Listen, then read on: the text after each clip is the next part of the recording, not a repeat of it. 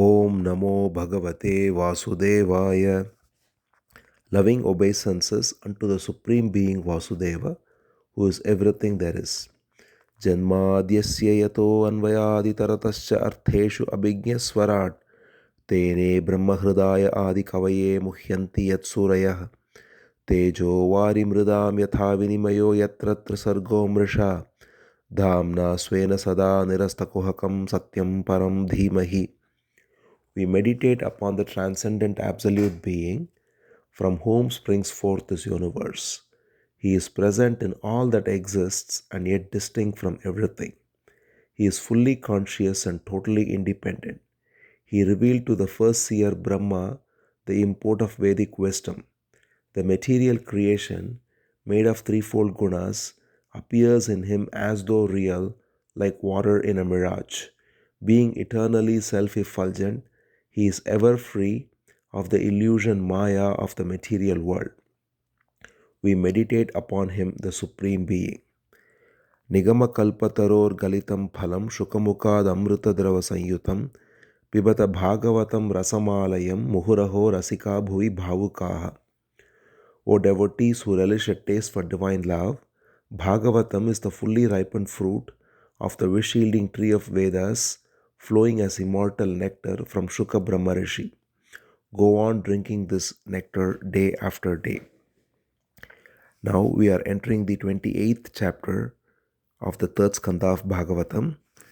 In the last two chapters, we saw Lord Kapila first describe in detail Sankhya Yoga, the discrimination between Purusha and Prakriti, Prakriti being made of 24 elements, which is all aspects of nature, both external and internal nature, up to the intellect and ego.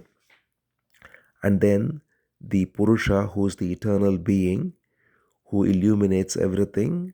And then he also described the way of inquiring by being free of identification with Prakriti, by looking at the light that illuminates it, just as the light of the sun reflected in a pot of water, when traced to its source, leads us to the sun. Similarly, the reflected light of the jiva, which seems to be affected by the elements of nature, but when looked at its source, leads to the pure being, which is unaffected. And he also described the need for devotion to this pure source and all the discipline that goes with it in order to recognize it. Now, Lord Kapila continues by telling his mother, I will describe to you the process of yoga in this context. So yoga is got 8 parts. It's called Ashtanga, or 8 limbs. And these 8 limbs are defined by Lord Kapila here in great detail. Normally the 8 limbs are yama and niyama, which are the do's and don'ts, which are the foundation of yogic discipline. Then there is asana, the sitting posture, pranayama, control of breath. Then there is pratyahara, which is withdrawing the senses, dharana, which is concentrating the mind, dhyana, which is going into meditation, and samadhi, which is abidance in the pure being. So this 8-step or 8 limb yoga is now described in detail by Bhagavan Kapila. He says the first 2 are most important as foundation, yama and niyama. So he describes all of them, what are all the various do's and don'ts, one by one. He says first is to do one's duty and not engage in others' duties. So this is very important. Krishna also speaks about it in the Bhagavad Gita. Swadharma charanam shaktya vidharmascha nivartanam, he says. Swadharma means to identify one's duty, and duty or dharma is dependent on one's roles, one's responsibilities, one's position in family, in society. Everything put together defines dharma, and one has to abide by one's dharma and not poke his affairs in others' dharma. Then he says, Be contented with whatever one gets by the will of the divine. Not be greedy, but be contented. Then to adore the feet of those who have realized the self. This is very important, to have great reverence for the great jnanis and bhaktas, those who have dedicated their lives to the Supreme Being, those who have realized the self, to adore them. Then to abandon pursuing wealth and sense gratification and also worldly merits, but only interested in liberation. So the first three, so the four purusharthas are dharma, artha, kama, moksha. To be not interested in dharma, artha, and kama, which are essentially or respectively worldly merits, worldly wealth, and worldly sense gratification, but instead only interested in moksha or liberation. Then eating in a very moderate way, mitame dhyadanam, it says, eating in a very moderate way, good sattvic food, that too, not any food, but pure sattvic food in a moderate way, dwelling in a place which is very uh, isolated, not be in a very crowded place, and also not be in a place which is not conducive to meditation in general, to be in a place which is very peaceful, to maintain the place peacefully, to, to be not engaged in violence in thought, word, or deed. So it's not just physical violence, but even not thinking about anything that is violent, always speaking the truth, and never covet anything that belongs to anyone else. It's not just about taking what belongs to others, but not even thinking about it, not even coveting that which belongs to others. And it can be not just material objects, it can be their possession, it can be their uh, relations, it can be their friends. People covet many things. So to not covet anything, but be very happy for them for what they have, and be contented with what we have. Then to not be unnecessarily looking for getting more and more, but to limit one's possessions to what is necessary. So to not have too many clothes, not have too many material objects lying around, but just have what is necessary, the number of clothes needed to live cleanly and comfortably, not fill the closet with thousands of clothes. And all this creates negative energy when one has too many objects lying around, too many clothes lying around, too many possessions lying around. Simplify life by keeping what's necessary and clean, engaging in celibacy, that is to, if one is married, then one is only engaged in conjugal life with the spouse, and otherwise engaged in, or rather being in celibacy,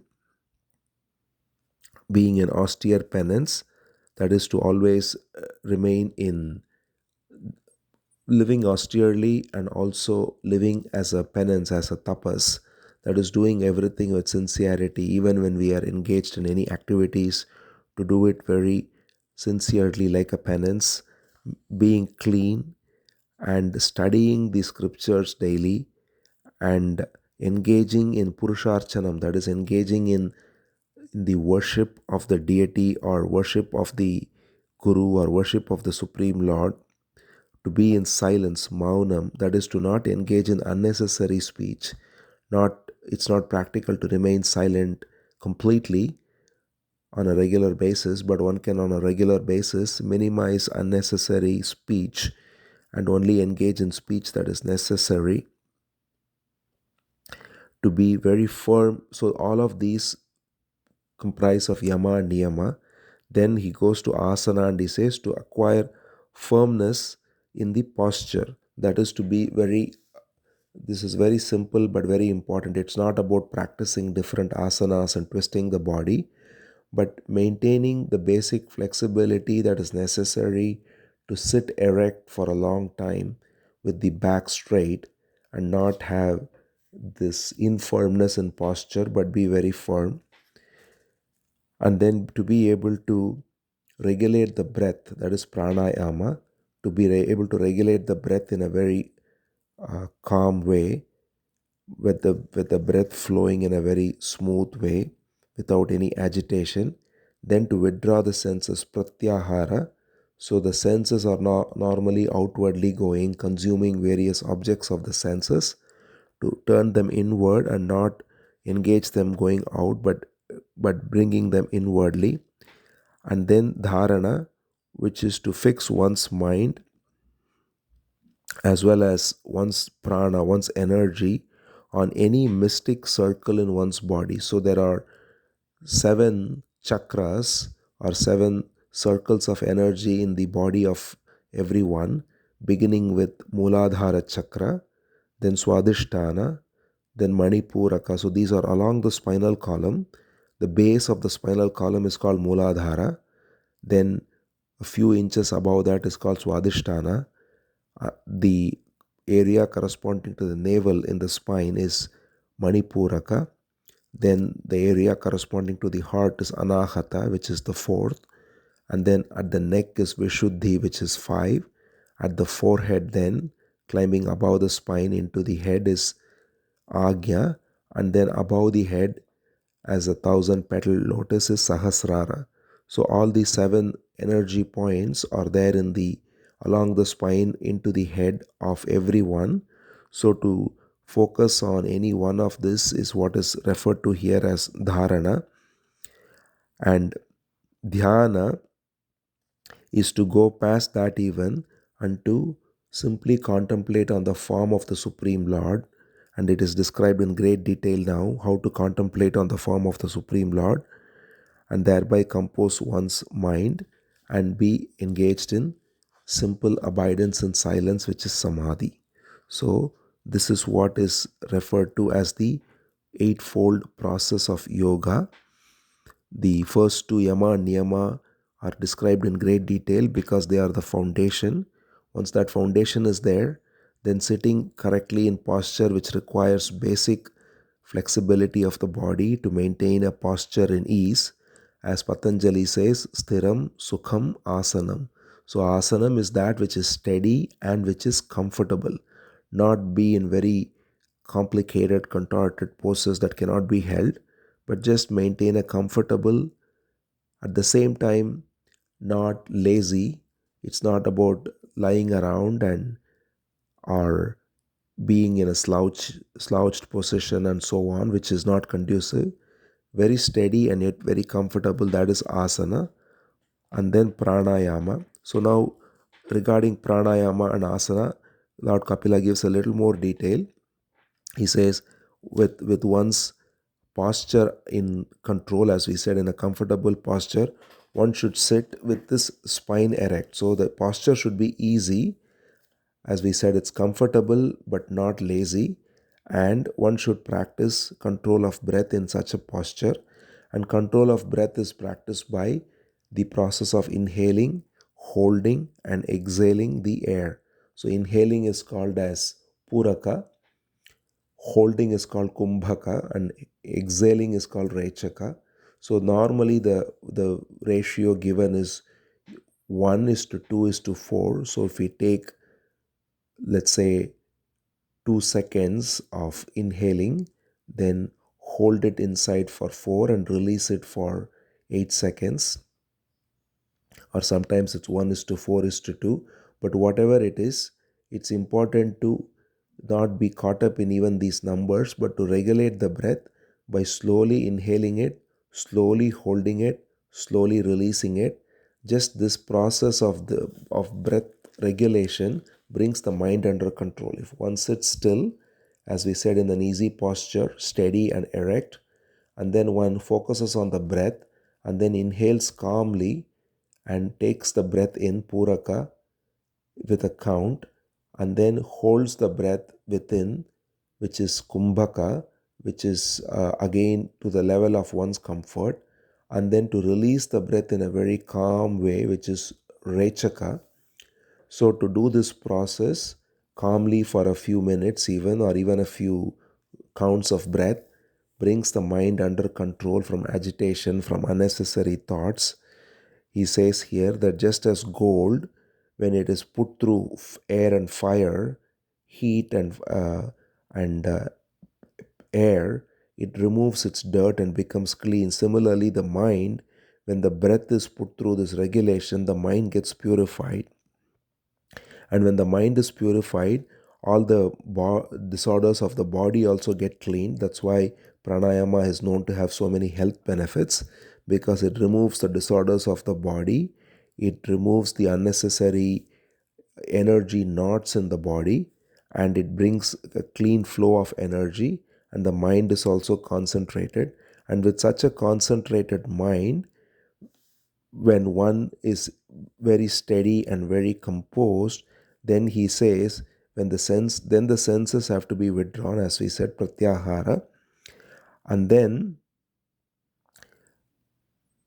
after withdrawing the senses from any worldly objects and any sensory objects that are around, by means of pratyahara, and by focusing the mind completely on the flow of energy through the spine, which is dharana, the chakras we mentioned already, the 7 chakras.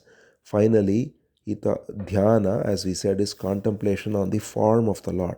There are many ways of dhyana or meditation, but the devotional way of meditation given here is contemplation on the form of the Lord. And the form of the Lord is described in such beautiful detail. We have seen this already when the form of Paramatma was described in the second Skandha, and it was also given again when Brahma was given the form of the Lord, the vision of the form during Chatushloki Bhagavatam. The same form of the Supreme Being, which is the form of Krishna, is revealed here in great detail. So one can close the eyes, having sit in a very still posture, as we said, and having regulated the breath, and having brought the mind therefore under a, from agitation into a calm steady manner, and having the flow of energy through the spinal column very regulated and very focused. Now one can enter this devotional meditation by focusing on the form of the Supreme Lord.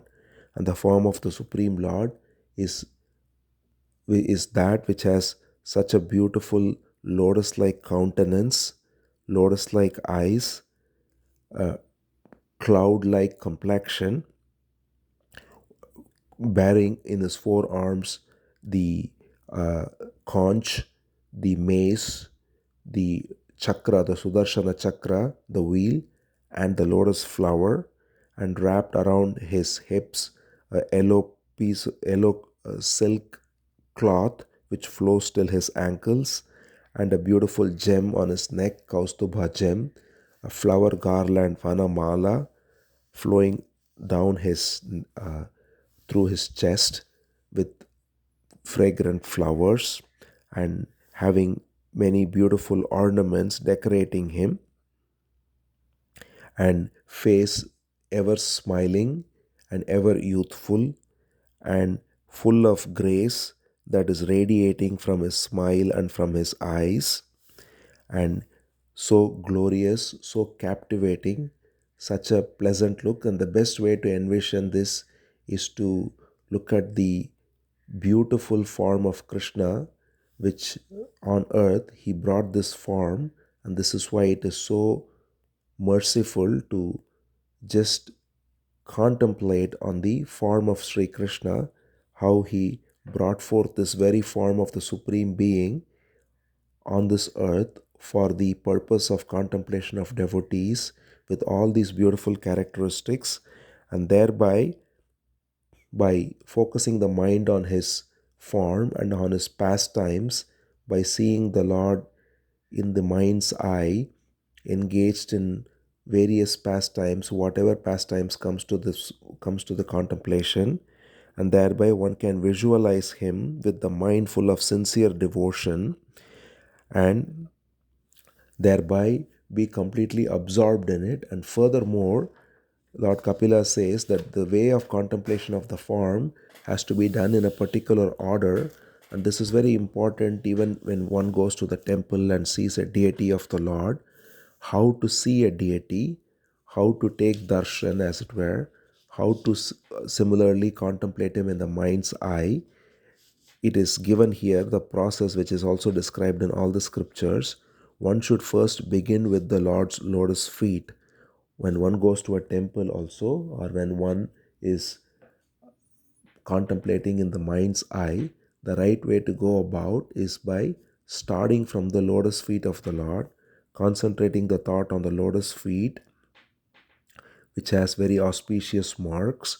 And this lotus feet is the one from which Ganga flows. As we know, the holy river Ganga flows from the lotus feet of the Lord, and in turn it goes into the hair locks of Lord Shiva, and then it comes down to earth. So the lotus feet of the Lord is the source of the very river Ganga, which in turn Lord Shiva himself receives with great reverence in his hair locks. So this lotus feet of the Lord is to be contemplated. Then when one goes up gently above to the knees of the Lord, which is always massaged by Sri Lakshmi, and then the thighs of the Lord, which are sitting on the Garuda, when one envisions the Supreme Lord sitting on his vehicle Garuda with his thighs on both sides of Garuda, which is the repository of all strength, and then his hips, from where, as we said, the silk cloth spotlessly flows down all the way to his ankles, and then going further up, the navel of the Lord, which is the source of the whole universe, Brahma having sprung forth from the navel, and from there the whole system of the universe springing forth, that is symbolized by the navel of the Lord. And then going further up, the chest of the Supreme Lord, which is the heart where Mahalakshmi lives in a subtle form, and which is the repository of all love and grace, where all devotees can connect with. And then when one goes up to the neck of the Lord, which is adorned by this beautiful Kaustubha gem, it is a very special gem that flows in his neck, and also the flower garland, Vanamala. Then the attention goes to the four arms. As we said, the four arms, each arm has, one arm has the Shanka, the conch shell, one arm has the Sudarshana, which is a thousand spoked wheel, the chakra, Sudarshana chakra, the divine chakra, and then there is the mace, the divine mace, the gada, and then there is the lotus flower in the fourth hand. The mace is called as Kaumodaki, by the way, and the flower, the lotus flower, is on the other hand. And then it said, after focusing on the four arms, the attention goes to the lotus like face of the Lord finally, which is full of compassion, and whose cheeks are shining, and the ears are having beautiful ear rings which are dancing across the cheeks. And then there are dark curly tresses, the flowing hair of the Lord, which looks so beautiful to behold. And then the lotus like eyes, which are enhancing the beauty of the face. And then the smile that is always sporting on his lips. So in this manner, one has to contemplate on every limb of the Supreme Lord when we are envisioning Krishna, and Krishna has come to earth to, out of his great costless mercy, to bring about this form in a very vivid way for everyone to contemplate, and therefore this form is available to us to contemplate upon. And Lord Kapila here gives the beautiful process of contemplation, starting from the lotus feet and going limb by limb all the way up to the lotus eyes of the Lord, and meditate upon his smile, meditate upon the beautiful eyes and the eyebrows that are dancing, and every movement of the eyebrow of the Lord is the dance of the energy Maya. It is said that every breath of the Lord brings forth this world, and every intaken breath in turn dissolves this whole creation. Therefore, the whole play of Maya is simply seen as the play of the eyebrows of the Lord, and his very laughter is full of such grace, captivating everyone. And therefore, one when one contemplates on this whole form of the Lord as the divine form, not as a material form, not as some imaginary form that is conceived by man, but as the divine revealed form. So there is a difference between, that's why an idol and a deity. Idols are whimsical forms created by humans and they ought not to be worshipped. That's why we have even celebrities called as idols and so on. Whereas deity, or in Sanskrit it is called Archa Vigraha, is a very consecrated, revealed form that is coming directly from the vision of the rishis and revealed through such scriptures as Bhagavatam, which are not humanly conceived but divinely revealed. And this is the form that Krishna himself brought forth to this earth for the for the for providing grace to all the devotees.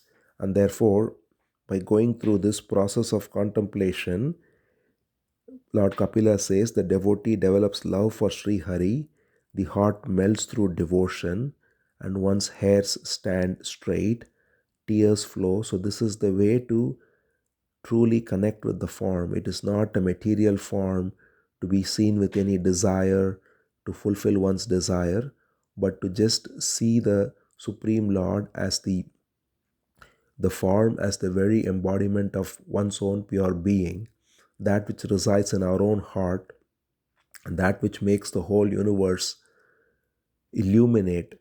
That form, when one sees with so much love, transfixed, the heart melting in devotion, then the hairs stand erect, the eyes are streaming with tears. This is how the gopis saw the Supreme Lord.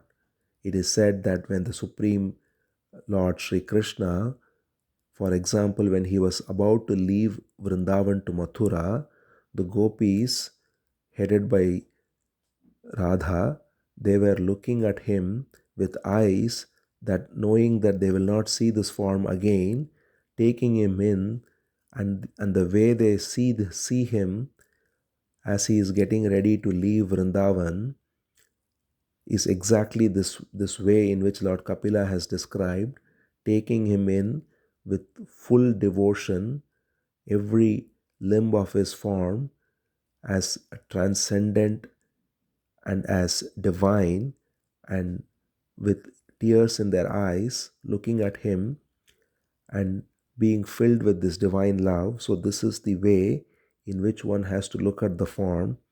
And Lord Kapila says that if one looks at the form of the Lord like this and contemplates in meditation, this is the devotional aspect of yoga, the dhyana that comes in yoga, which is the seventh step, as we saw.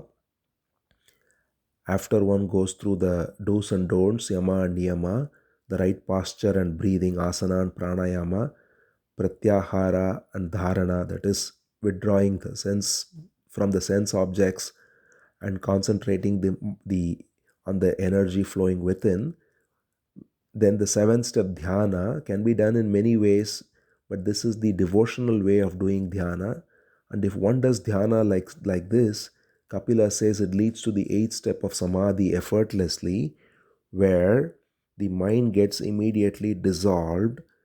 The form, he says, is like completely taking one within, and by taking one within, one loses complete awareness of anything else except the form, and then the form in turn dissolves and takes the mind within, and thereby one ceases to think of anything, and one sees just simply pure consciousness abiding. The very form upon which one does dhyana, it removes the very mind that is doing the contemplation, and the mind dissolves, and then the form reveals itself as pure consciousness, which is all pervading.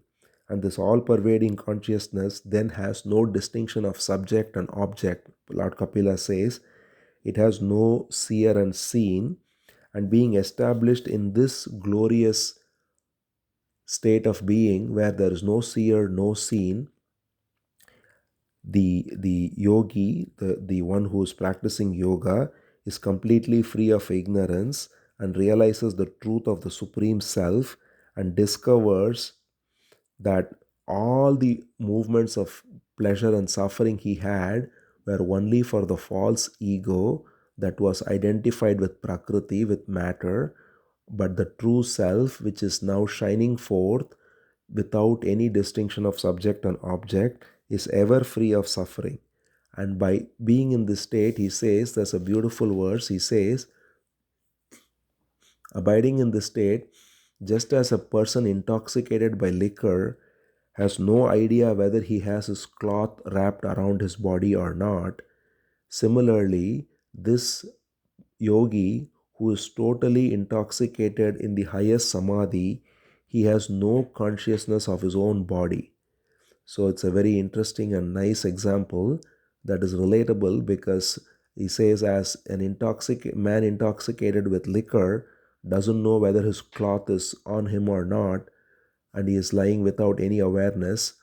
In a similar way, the one who is completely abiding in the samadhi of the Supreme Being has no awareness whether his body is doing what, whether his body is moving, whether he is eating, whether he is doing whatever he is doing with the body. The body does its own thing according to the will of providence, but he is not aware because he is one with his own essential being, which is the Supreme Lord. So the body then goes along, he says, it survives along with its senses as it's destined. So the destiny, the prarabdha of the body takes it forward, but the enlightened being, the yogi, who has realized the truth, no longer regards the body or anyone or anything connected with the body as his own. He simply lets the body go according to its prarabdha, its destiny, while he abides in the state of samadhi. And thereby, he has no identification with the body, with the senses, with the people associated with the body, and so on.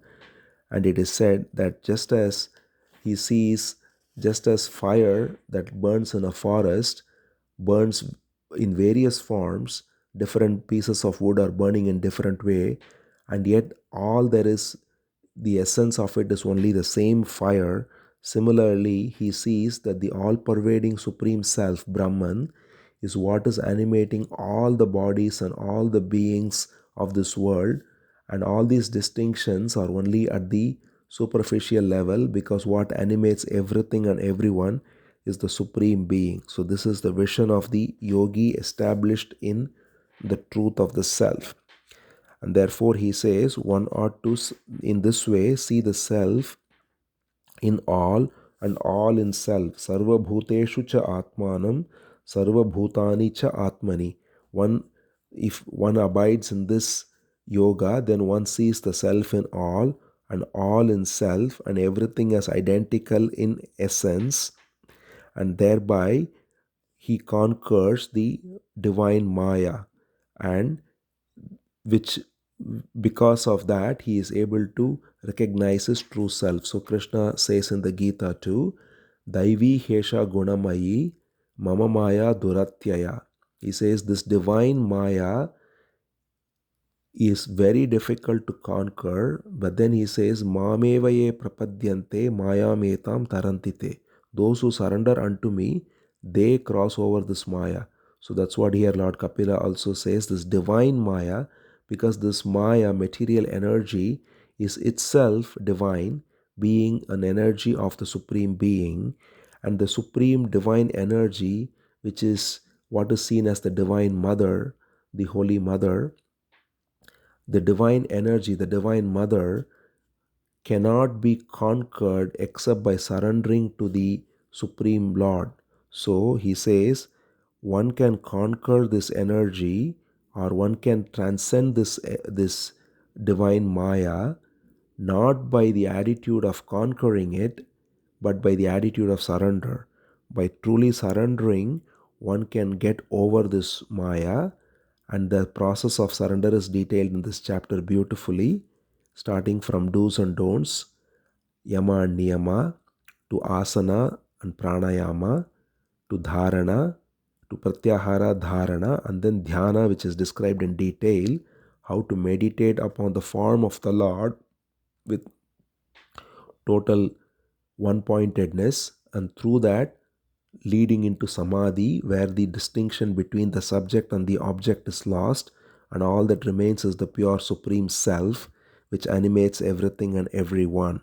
And by this process, Lord Kapila says, one can get over this divine prakriti, divine maya, and thereby abide as the true self, as the devotee of the Lord, who becomes one with the Lord by recognizing that all there is the Supreme Lord. So he says, Tasmad imam swam prakritim daivim sadasadatmikam durvibhavyam parabhavya swarupena avatishtate. He said, Imam swam prakritim daivim. This divine prakriti can be overcome or can be transcended by such a process, and one abides in his own self, swarupena avatishtate.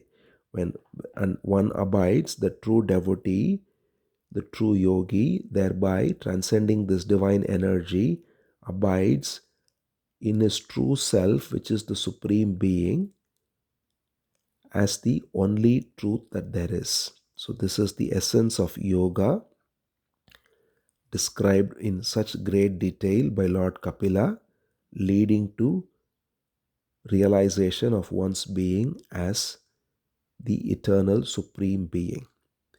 With this chapter ends. Om Namo Bhagavate Vasudevaya.